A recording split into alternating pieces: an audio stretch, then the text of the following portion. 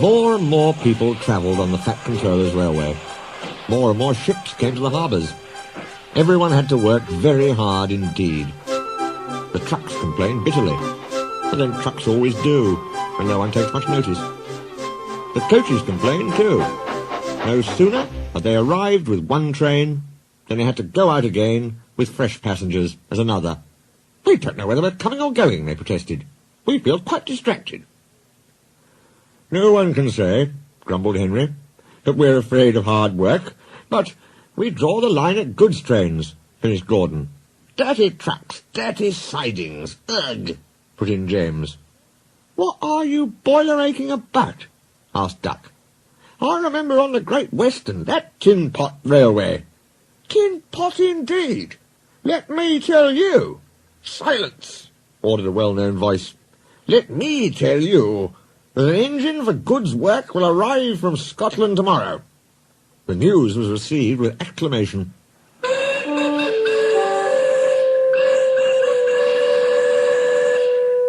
The Fat Controller stared. "Did you say 2 engines, Inspector?" "Yes, sir."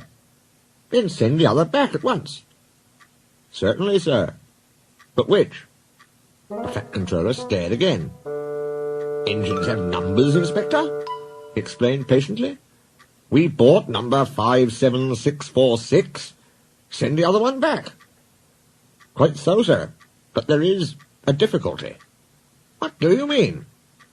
"The 2 engines are exactly alike, sir, and have no numbers. They say they lost them on the way." The Fat Controller seized his hat. "We'll soon settle that nonsense," he said grimly. The 2 engines greeted him cheerfully. "I hear you've lost your numbers," he said. "How did that happen?" "The mourner slyly slip it off, sir. You ken how it is." The engines spoke in chorus. "I know. Accidentally, on purpose." The twins looked pained. "Sir, you wouldn't be thinking we lost them on purpose." "I'm not so sure," said the Fat Controller. "Now then, which of you is 57646? "Oh, that's, is just what we canna mind." The Fat Controller looked at their solemn faces. He turned away. He seemed to have difficulty with his own. He swung round again. "What are your names?" "Donald and Dougie, sir." "Good," he said. "Then your controller can tell me which of you is which." "Oh, he'll get no muckle help for him, sir." "Why?" "He didn't ken our names, sir." "How could he? We only given ourselves names when we lost our numbers." "One of you," said the Fat Controller, "is playing truant. I shall find him out and send him home. Inspector," he ordered, "give these engines numbers and set them to work." He walked sternly away. Soon workmen came to give the twins their numbers.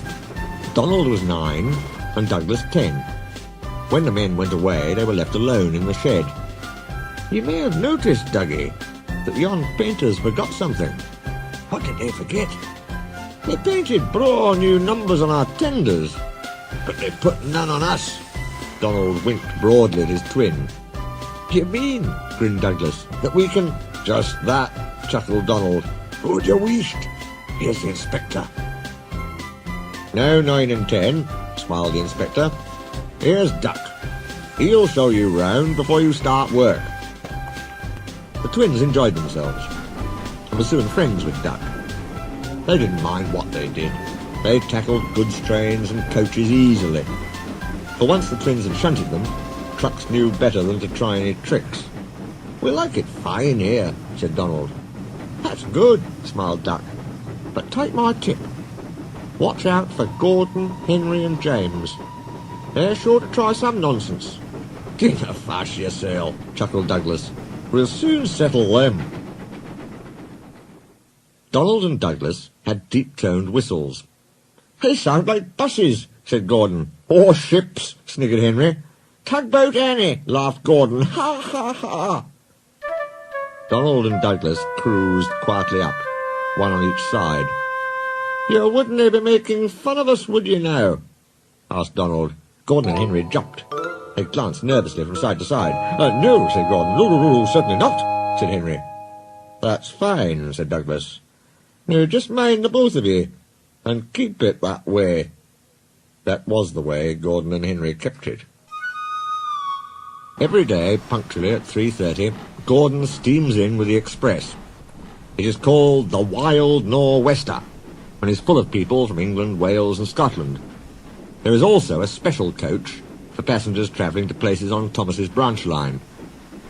When the other coaches are taken away empty, engines have to remember to shunt the special coach to the bay platform.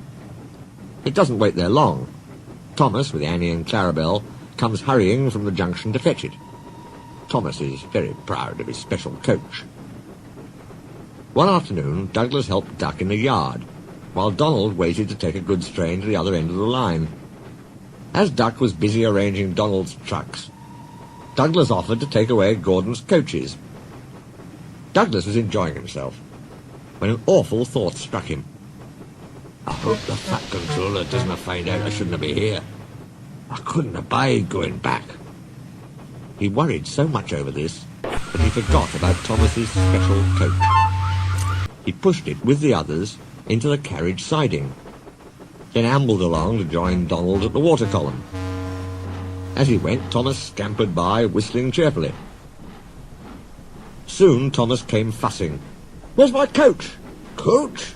asked Donald. "What coach?"